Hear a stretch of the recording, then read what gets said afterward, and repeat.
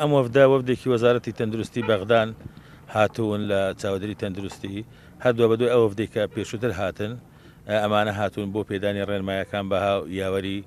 وەفدێکی سەکتەری خۆپاراستنی سلێمانی و کاک دکتۆر ڕزگار و کاک سەبیر و ئەوان هاتوون بۆ مەرزی چێلێ دوێنێ لە مەرزی سەیران بوون هاتوون ڕێنمایی پێداویست و تازە بدەن بە کارمەندانی تەندروستی لەسەر چۆنێتی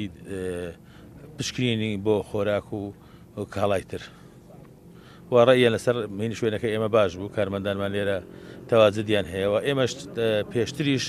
و ئێستاش هەر بە پێی ڕێنمایەکانی وەزاری تەندروستی خۆمان و عراق کارمان کردووە بە پێی مواصفاتی عراقی و هەر کاڵایەک لەم سنووری ئێمە داخل بێ پشکنین داخل نابێت. ئێمە لە وەزارەتی تەندروستی عێراقەوە داوامان لێکراوە کە سەردانی هەردوو دەواازەی کێلێ و سەیران بند بکەین کە دەواازەی نوێن و نوێ کراونەتەوە